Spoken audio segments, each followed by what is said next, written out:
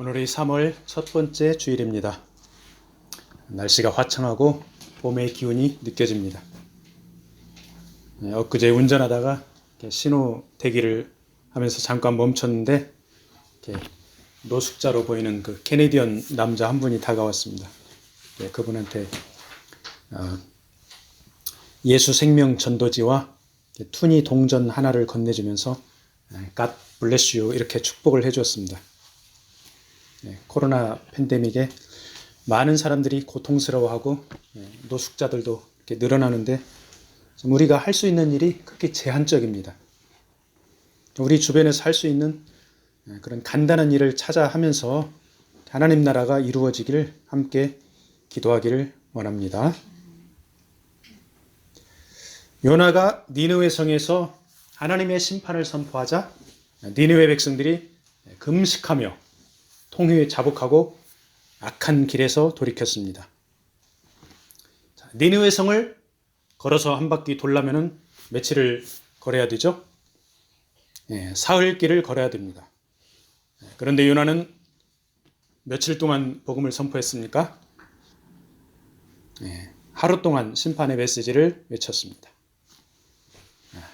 이렇게 단지 하루만을 복음을 선포했는데 일반 백성들은 물론 왕과 대신들까지 회개에 동참하는 것을 보면서 요나는 너무나 놀랐습니다. 이스라엘 민족을 괴롭히는 강대국 그 아수르 나라 사람들이 하나님의 심판을 받아서 멸망해야 되는데 모두들 회개하고 하나님께서는 심판을 내리지 않으니 요나는 심히 당황스러웠을 것입니다. 우리 민족에게로 비교를 하자면은 역사적으로 한반도를 침략한 그런 민족들이 있죠. 한족, 몽고족, 만주족, 그리고 일본인들이 그들이 한국을 괴롭혔으니까 조선 반도를 괴롭혔으니까 하나님의 심판으로 그들이 망해야 하는데 지금 보면 어떻습니까? 한족, 중국 대륙, 그 다음에 섬나라 일본 번성하고 있습니다. 중앙아시아의 가난한 나라가 되어버린 몽고, 그 다음에 청나라를 건국했지만 지금은 나라까지 없어져 버린 만주족. 이렇게 몽고족과 만주족을 보면은 우리 민족은 과거에 그 나라들에게 당한 치욕을 기억하면서 내심 고소해하는 그런 측면도 있을 것입니다. 그런데 번성하는 중국 대륙 한족과 섬나라 일본을 보면서 우리 민족이 정신을 바짝 차리지 않으면 또다시 그들에게 침략당할 수 있다는 그런 생각을 하게 됩니다. 지금 중국 대륙에는 비공식 통계로 약 1억 명 안팎의 기독교 인구가 있다고 합니다. 중국 공산당은 지속적으로 기독교를 탄압하고 있지만 우리 믿음의 형제 자매들 지하에서 꾸준히 버티면서 교회가 성장하고 있다고 합니다. 중국에 비해서 일본은 기독교 인구가 1%가 채 되지 않습니다. 겉으로 보기에 일본은 경제 대국이고 인류 선진국이지만 하나님께 대적하고 온갖 우상이 난무하고 있습니다. 그 당시 니느웨 사람들은 회개하고 하나님의 심판을 면했지만 일본 사람들이 회개하지 않으면 하나님의 심판을 피할 길이 없습니다.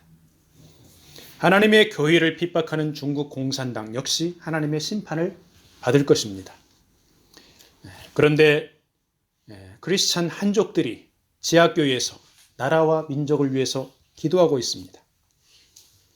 중국 공산당은 하나님의 심판으로 무너지겠지만 중국의 신앙인들을 통해 복음의 역사가 중국 대륙뿐 아니라 다른 나라에도 퍼져나가게 될 것입니다. 우리는 조상들이 중국과 일본의 고통을 당했지만 그 나라들이 진정 회개하고 악에서 돌이켜 하나님 앞에 나오기를 기도해야 하겠습니다. 니느웨 백성들이 회개하면서 하나님의 심판을 받지 않자 요나는 어떻게 반응합니까? 매우 싫어하고 화가 났습니다. 자신이 하나님의 말씀을 선포해서 이방인들이 회개하고 하나님께로 돌아오면 마땅히 기뻐하고 만족해야 할 일입니다. 그런데 요나가 싫어한 것을 보면은 아수르 사람들이 잘 되는 꼴이 보기 싫다는 것입니다. 요나의 철저한 민족주의 정신과 편협한 국수주의를 엿볼 수가 있습니다. 한편으로는 요나가 하나님의 선지자이지만 역시 연약한 인간인 것을 알게 됩니다. 우리 신앙인들은 민족주의와 하나님의 섭리가 맞물려 있을 때 어떻게 해야 합니까?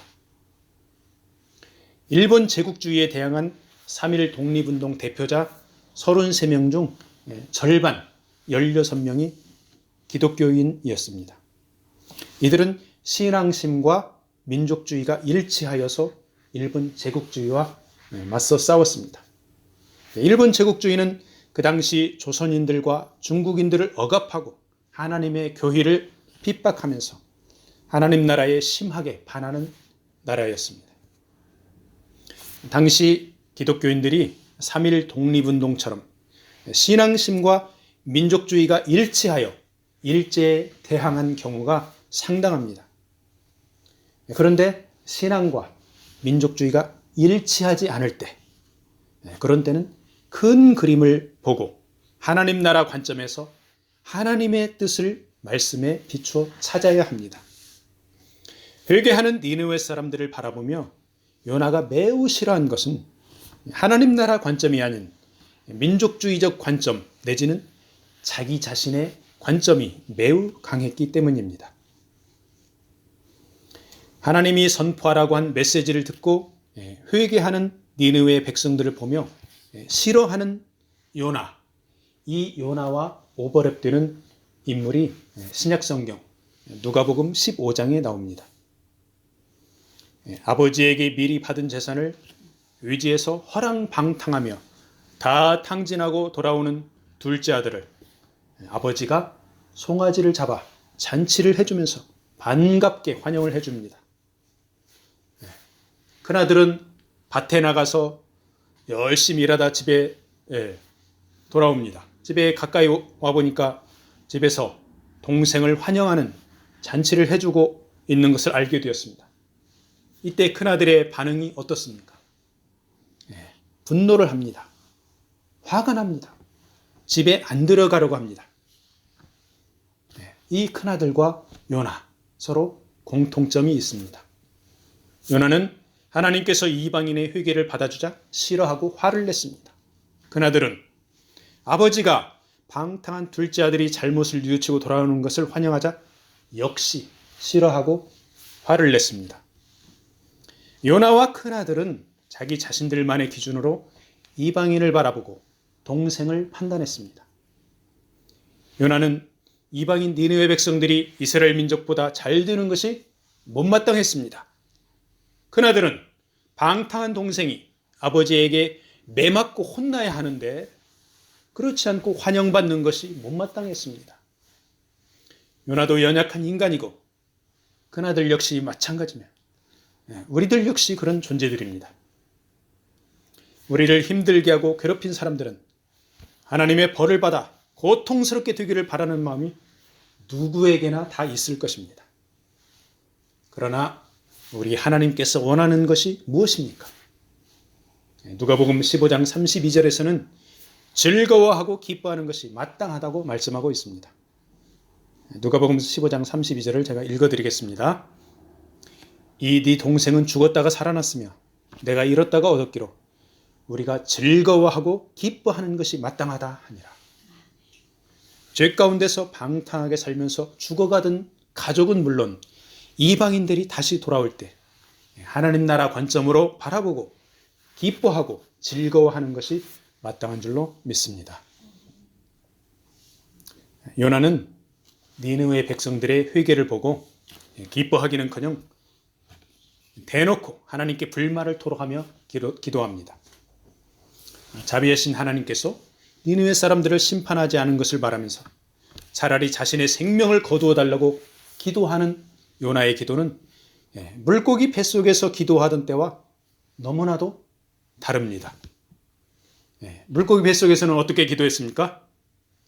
감사하면서 서원을 갚겠다며 했고 구원은 여호와께 속하였나이다. 이렇게 신앙 고백을 했습니다. 그런데 이제 하나님께 화내면서 사는 것보다 죽는 것이 낫다고 기도하는 요나의 모습, 우리를 당황하게 만듭니다. 주의 종들, 사역자들이 자아가 너무 강하면 이렇게 요나처럼 하나님께도 따지고 대들게 됩니다.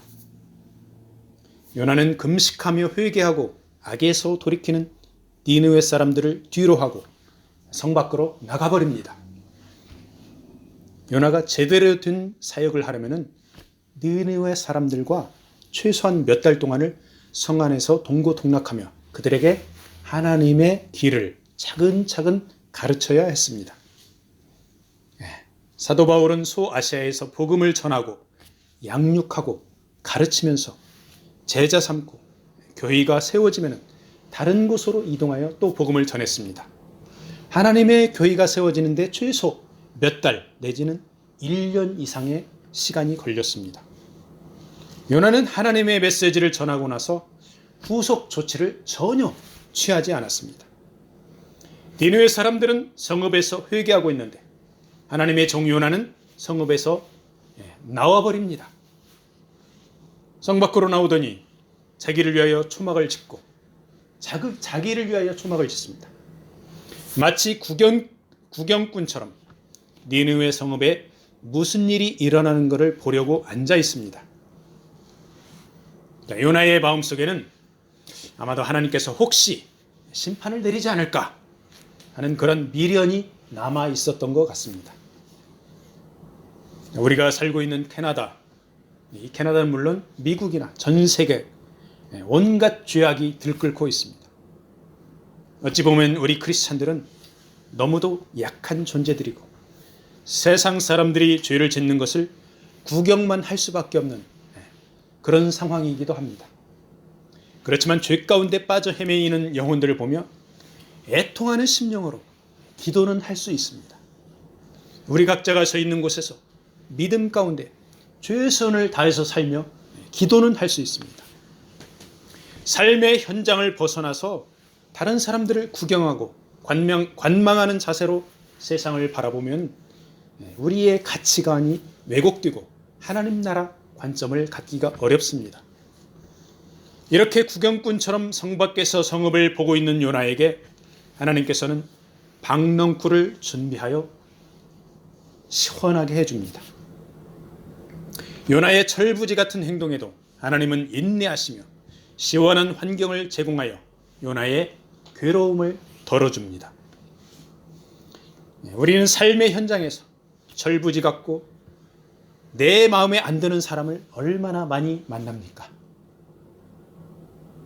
그렇지 않습니까? 그들에게 과연 오래 참아주고 시원하게 해주면서 그들의 괴로움을 털어주고 우리가 그들의 괴로움을 털어주고 있나 한번 자신을 살펴보아야 하겠습니다. 요나는 박넝쿨이 그늘을 지게 하여 시원해지자 크게 기뻐했습니다. 1절에서 요나의 반응은 어땠습니까? 매우 싫어하고 속냈습니다. 6절에서는 크게 기뻐했습니다. 하나님께 회개하는 이방인들을 보고 싫어하고 속내고 자신을 시원하게 해주는 박넝쿨의 그늘에는 크게 기뻐하는 이 요나의 모습에서 다시 한번 자기 중심적인 인간의 연약한 모습을 보게 됩니다. 우리를 기뻐하게 하는 것들은 무엇입니까? 우리 자신의 육체적이고 생활적인 환경이 나아졌을 때 당연히 기쁘고 즐겁습니다. 그런데 박넝쿨이 벌레 먹어 시들어지는 것처럼 주변 환경은 변화가 매우 심합니다. 기쁨의 근원이 박넝쿨, 즉 물리적인 환경이면 그것이 없어질 때 원망과 짜증이 생기며 낙심하게 됩니다. 우리 믿는 사람들의 기쁨의 원천은 오직 하나님이십니다. 하나님은 영원토록 변하지 않으시는 사랑을 베풀어 주기 때문입니다. 축복의 손길이 거쳐도 오직 하나님으로 인해 기뻐하며 감사하기를 바랍니다. 박넝쿨이 그늘을 가져왔을 때 크게 기뻐했던 요나는 박넝쿨이 벌레 먹어 시들어져 너무 더워지자 이제 다시 사는 것보다 죽는 것이 낫다고 하나님께 투정을 부립니다. 하나님께서는 요나가 박넝쿨을 아낀 것을 상기시키며 니느웨 백성들을 아끼지 아니하겠느냐고 말씀하십니다. 하나님께서는 마치 어린아이처럼 싫어하고 화내고 투정 부리는 요나를 깨닫게 하기 위해 다양한 자연 환경을 준비하셨습니다. 도망치는 요나를 위해 폭풍과 물고기를 준비해서 요나가 돌이키게 인도하셨습니다. 니느웨 성 밖에서 구경꾼처럼 관망하는 요나를 위해 박넝쿨과 벌레와 뜨거운 동풍을 준비했습니다. 우리 크리스찬들의 삶의 한 과정들을 하나님께서 다 보고 계십니다. 보고 계시면서 하나님 나라의 길로 인도하기 위해 준비한 환경들이 있습니다. 그 길을 가면서 우리는 감사와 기쁨이 넘치기도 하고 어떤 때는 불만과 불평과 원망과 짜증을 내기도 합니다. 그런데 박넝쿨과 뜨거운 통풍과 벌레를 준비하시는 하나님의 목적이 요나를 깨닫게 하기 위한 것처럼 우리에게 주어지는 고난과 어려움도 우리 신앙을 연단시키며 죽어가는 영혼들을 살리기 위한 하나님의 섭리인 줄로 믿으시기 바랍니다. 당시 이스라엘 나라의 선지자로서 하나님의 택한 백성이라는 선민 사상에 푹 빠져 있던 요나에게 이방인들인 아수르 나라 사람들이 하나님의 구원을 받는다는 것은 너무나 충격적인 일이었습니다. 그렇지만 하나님께서는 택한 백성들뿐 아니라 이방인들도 회개하고 하나님께 돌아오면 받아주십니다. 그리고 죄인들이 하나님께 더 돌아올 수 있는 궁극적인 길을 예수 그리스도를 통해 열어주셨습니다. 그래서 우리 주님께서는 표적을 구하는 바리새인과 서기관들에게 요나의 표적을 말씀했습니다. 마태복음 12장 39절을 읽어드리겠습니다. 예수께서 대답하여 이르시되 악하고 음란한 세대가 표적을 구하나 선지자 요나의 표적밖에는 보일 표적이 없느니라. 요나는 자신을 바다에 희생하며 선원들을 구했습니다. 주님은 자신을 십자가에 희생하며 죄인들을 구원하십니다. 요나는 3일 동안 물고기 뱃속에서 죽은 것이나 다름없었습니다. 예수님은 무덤에 장사되어 3일 동안 죽은 상태였습니다. 요나는 물고기 뱃속에서 나와서 회개하는 니느웨 사람들을 구원했습니다. 주님은 무덤에서 부활해서 회개하고 믿는 죄인들을 구원의 길로 인도하셨습니다. 주님께서는 심판 때에 니느웨 사람들이 일어나 이 세대 사람을 정죄한다고 말씀하십니다. 니느웨 사람들이 요나의 전도를 듣고 회개했기 때문이라고 말씀합니다. 그러면서 주님은 요나보다 더 크니 즉 그리스도 자신이 여기 있다고 말씀하십니다. 마태복음 12장 41절 심판 때에 니느웨 사람들이 일어나 이 세대 사람을 정죄하리니 이는 그들이 요나의 전도를 듣고 회개하였음이거니와 요나보다 더 큰 이가 여기 있으며 요나는 하나님의 선지자로서 허물도 있고 도망도 쳤고 투정도 부렸습니다. 그럼에도 하나님은 요나를 통해 니느웨 사람들에게 구원을 베풀어 주셨습니다. 우리 주님은 죄가 전혀 없으시면서 죄인들을 위해 죽으신 당연히 요나보다 더 큰 메시아 예수이십니다. 표적을 구하는 바리새인과 서기관들에게 요나의 표적은 바로 예수 그리스도의 복음입니다. 복음의 핵심은 예수께서 죄인들을 위해 죽으시고 장사되시고 다시 살아났다는 사실입니다. 니느웨 백성들이 그랬던 것처럼 죄인들이 자신의 죄를 인정하고 회개하고 예수 그리스도를 영접하면 구원을 받게 되는 것입니다. 아멘. 말씀을 마무리합니다. 하나님의 종 요나를 보면 다양한 모습으로 다가옵니다. 도망치는 종, 죽다가 살아난 종, 사명을 회복한 종, 다시 순종하는 종, 구경꾼 같은 종, 자기를 위해 초막을 지은 종, 자기만족으로 크게 기뻐하는 종, 민족주의자인 종 등 여러 가지 특징을 지닌 하나님의 종입니다. 그런데 분명한 것은 하나님께서 요나의 여러 부족한 부분에도 불구하고 들어 쓰셨다는 것입니다. 그래서 우리는 내가 부족하고 허물 많고 연약해서 하나님 일하기에 충분하지 않다는 자기 생각을 내려놓아야 한다는 것입니다. 나의 연약함에도 하나님께서 나를 어떻게 쓰실 것인가 하는 하나님 나라의 관점으로 자신을 바라보는 것이 중요합니다. 하나님께서는 니느웨 백성들을 참으로 아끼고 사랑하셨습니다. 그래서 하나님의 종 선지자 요나를 바다에 빠뜨리고 물고기 뱃속에서 연단하면서까지 니느웨 사람들에게 구원의 길을 열어주셨습니다. 우리 하나님은 사랑이 풍성하신 하나님이십니다. 그래서 세상을 이처럼 사랑하사 독생자 예수 그리스도를 보내 구원의 길을 주셨습니다. 하나님은 세상 전체뿐만 아니라 개인 한 명 한 명을 아끼시는 분입니다. 우리가 가족을 아끼는 것보다 더 한 생명 한 생명을 아끼고 사랑하는 하나님이십니다. 이번 한 주간도 하나님의 그 큰 사랑을 묵상하고 느끼며 체험하기를 축복합니다. 그리고 하나님께 받은 사랑을 이웃들에게 흘려보내기를 바랍니다. 아멘.